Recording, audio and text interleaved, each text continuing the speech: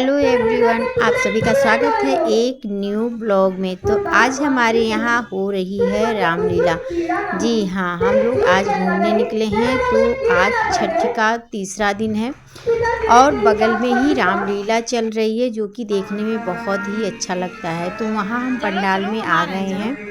वैसे उसके पहले हमने छठ घूमा, मतलब जहाँ छठ का पूजा हुआ है वहाँ हम लोग गए थे। तो वहाँ घूमने के बाद यहाँ पंडाल में आ गए हैं और यहाँ की जो छवि है बहुत ही निराली है, बहुत ही मनमोहक है। क्योंकि जहाँ भगवान की कथा होती है वहाँ तो सुंदर लगना ही लगना है। तो यहाँ कुछ पाठ किया जा रहा है, जो कि हमारे जहाँ बच्चे पढ़ते हैं वहाँ के भी बच्चे आए हैं और वो सब भी अपना पाठ, मतलब जो कलाकारी है, जो उनके अंदर कीड़ा है, वो अनुभव कर रहे हैं। और यहाँ का दृश्य देखने योग्य है, बहुत ही अच्छा लग रहा है। जैसा कि आप देख रहे हैं कितना मतलब भीड़ है। वैसे अब यही भीड़ होना शुरू हुआ है। तो यहाँ बहुत ही अच्छे से कथा को प्रकट किया जा रहा है, जो कि देखने में बहुत ही अच्छा लग रहा है। यहाँ पहुँचने के बाद यही मन करता है कि यहीं पे रह के और पूरी कहानी सुने, जो कि बच्चों द्वारा व्यक्त की गई है बहुत ही बढ़िया से। और टीचर भी बहुत ही अच्छे से मतलब बच्चों को तैयार किए हैं, जो कि देखने योग्य है, सबको बहुत अच्छा लग रहा है। तो यहाँ सीता और राम का अभिनय मतलब चल रहा है, जो कि ये दोनों लोग अपना जो वाक्य है बोल रहे हैं। तो इस तरह से सब लोग बहुत शांति से इसे सुन रहे हैं, देखने में बहुत अच्छा लग रहा है।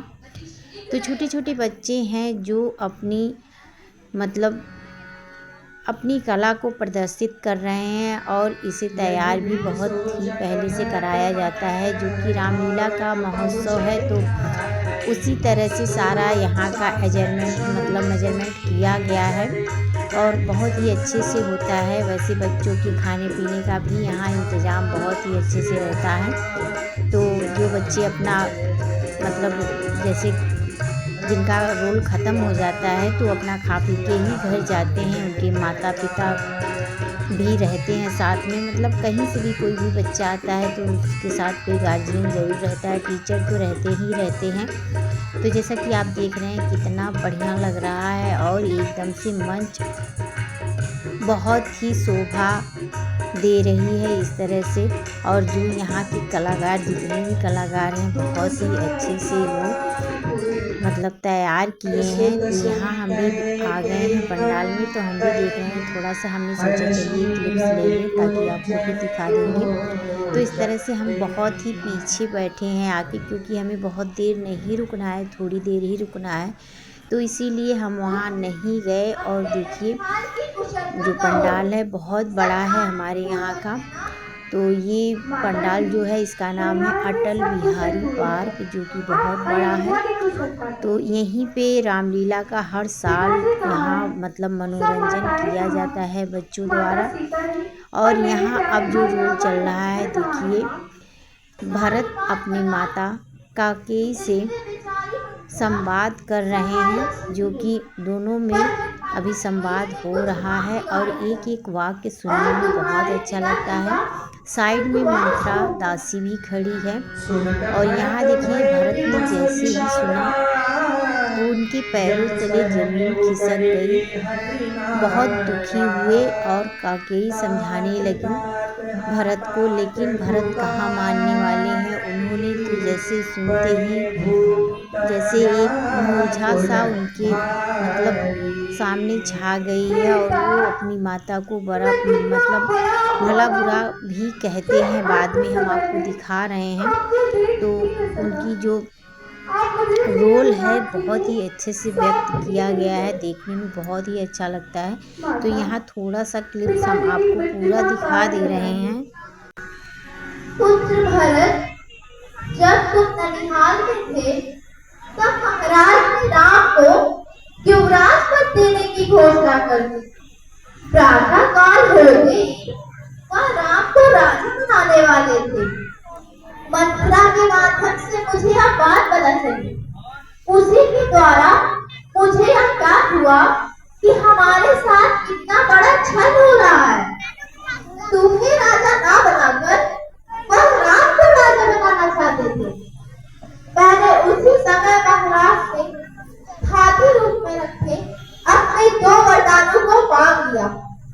प्रथम वरदान में तुम्हारे लिए अयोध्या का राज और दूसरे वरदान में राम के लिए 14 वर्षों का वनवास। पिता की आज्ञा मानकर राम लक्ष्मण और सीता समेत वन को चले गए। इस दुख को अरे पापी, यदि तेरी ऐसी अत्यंत दुष्ट इच्छा थी तो तेरे जन्म देते ही मुझे मार क्यों नहीं डाला? तूने पेड़ को काट कर पत्ते को सींचा और मछली के जीने के लिए पानी को निकाला। मुझे सूर्यवंश का वंश दशरथ जी जैसे पिता और श्री राम लक्ष्मण जैसे भाई मिले, पर हे जननी, मुझे जन्म देने वाली माता तू हुई। क्या किया जाए? विधाता से कुछ भी बचे। अरे कुमति, जब तूने हृदय में यह बुरा विचार ठाना, उसी समय तेरे हृदय के टुकड़े टुकड़े क्यों नहीं हो गए? वरदान मांगते समय तेरे मन में कुछ भी पीड़ा ना हुई, तेरी जीभ जल न गई, तेरे मन में कीड़े न पड़ गए।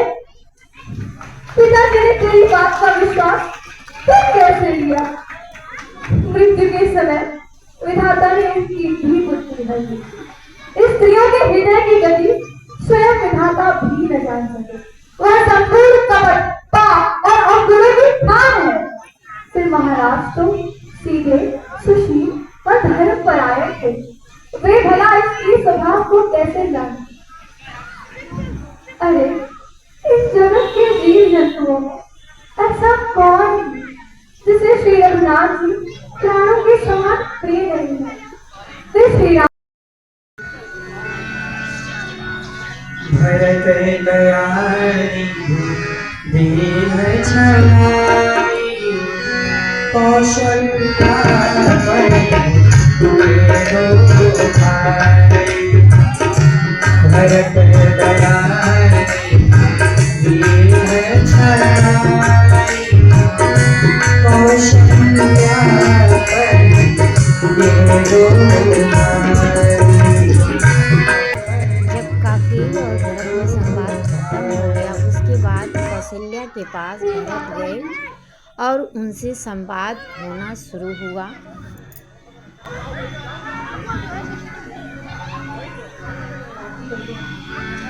मातु तात कहाँ देहि जगाई, कहाँ सिया राम लखन दो भाई। हे माता जी, पिताजी कहाँ हैं? माता सीता जी और मेरे प्यारे भाई राम और लक्ष्मण कहाँ हैं? माँ, उन्हें दिखा दीजिए। क्या कही इस जगत में जन्मी ही क्यों? और यदि जन्मी ही तो फिर बात क्यों ना हुई? जिसने कुल के तरह अपने के पीछे और प्रियजनों के द्रोही जैसे पुत्र को उत्पन्न किया। मेरे जैसा अभागा इन तीनों लोगों में और कौन है जिसके कारण हे माता तुम्हें यह दशा हुई? पिताजी स्वर्ग में है और श्री रघुनाथ जी वन में।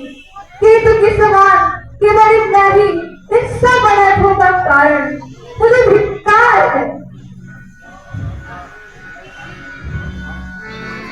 माता भरत गोद बैठाई, आशुतोष मृदु वचन उचारी।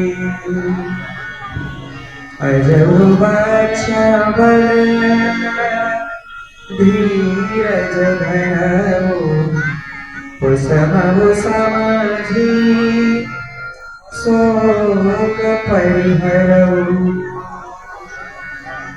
हे पुत्र, तुम धैर्य धारण करो, बुरा समय जानकर शोक त्याग दो, काल और कर्म की गति को अमिट जानकर हृदय में हानि और गलानी मत मानो। हे तात, किसी को दोष मत दो। विधाता सब प्रकार से मेरे विपरीत हो गए हैं, जो इनके दुख में भी मुझे जिला रहे हैं।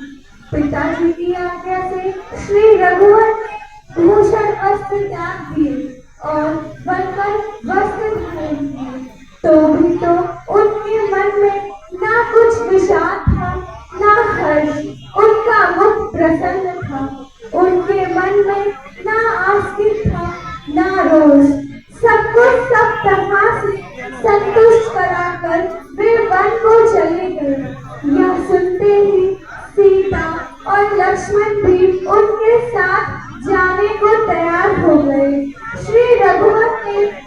बहुत रोकने का प्रयत्न किया, किंतु उनके हट के कारण श्री रघुवर को उन्हें भी अपने साथ ले जाना पड़ा।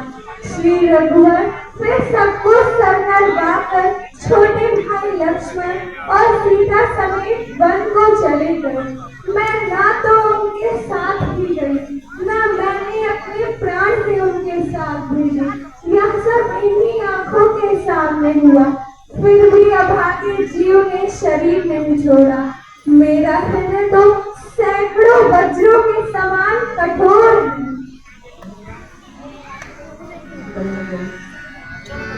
छल विहीन सुचि सरल सुबानी वो। फिर हम लोगों ने यहाँ तक मतलब कथा सुना। उसके बाद हम घर के लिए चल दिए। ज़्यादा देर नहीं रुके थे, आधा घंटा 45 मिनट इतना ही रुके थे। तो यहाँ रास्ते में सब्जी का दुकान भी लगा था, जो कि हमारे यहाँ डेली ये मार्केट लगता है, मतलब ये जो सब्जी मंडी है डेली का डेली लगता है। तो बहुत सारी सब्जियाँ यहाँ बिकती हैं। तो अभी यहाँ कम है, लेकिन आगे आपको और बहुत सारी दुकानें सब्जी की मिलती ही मतलब दिखती जाएंगी। तो हर एक सामान यहाँ मिल जाता है, जो कि ये मंडी है। तो यहाँ हम लोगों ने टमाटर लिया। उसके बाद फिर मतलब देखते हुए जा रहे थे, कुछ और समझ में आता तो लेते, क्योंकि सब्जी देखिए इतना महंगा है सब्जी, लेकिन बिना सब्जी के काम भी नहीं चलता है। खाना तो है ही किसी न किसी तरह से। तो यहाँ हम लोगों ने कुछ सब्जियाँ ली और टमाटर लिए। तो यहाँ देखिए बहुत सारी दुकानें लगी हैं, और यहाँ अपना सब लोग डेली का डेली लगाते हैं। कुछ लोगों ने अपना ये जैसे पन्नी का घर भी बना लिया है, टीना लगा लिया है, कुछ ठेले पे, कुछ नीचे इस साइड में। इसी तरह से यहाँ दुकानें लगती रहती हैं। अभी भीड़ भी बहुत कम हो चुका है, क्योंकि रात हो गया है। उसके बाद हम एक मॉल में गए, वहाँ हमें कुछ लेना था, लेकिन समझ में नहीं आया। हम लोगों ने देखा थोड़ा बहुत, मतलब बहुत टाइम यहाँ भी नहीं दिए, थोड़ा बहुत देखे, समझ में नहीं आया। उसके बाद फिर लोगों ने तैयारी कर दी घर के लिए जाने के लिए। तो ये ब्लॉग आपको कैसा लगा कमेंट करके ज़रूर बताइएगा। वीडियो अच्छा लगे तो लाइक शेयर सब्सक्राइब भी करना मत भूलिए। पेज अगर फेसबुक पे देख रहे हैं तो पेज को फॉलो कर लीजिए, ताकि इसी तरह से ब्लॉग आपको मिलता रहे। और आप अपने शहर में मतलब कहाँ कहाँ घूमने गए छठ में, ये भी कमेंट करके बताइएगा। तो चलिए फिर अगले ब्लॉग में मिलते हैं। तब तक के लिए जय छठी मैया। हे माता रानी सभी की मनोकामना को पूरी करें, और जो भी मतलब दर्शन करने गए, जो भी पूजा किए, सभी की इच्छाओं को माता रानी पूरा करें, और सभी पे अपना कृपा दृष्टि बनाए रखें। जय हो छठी मैया।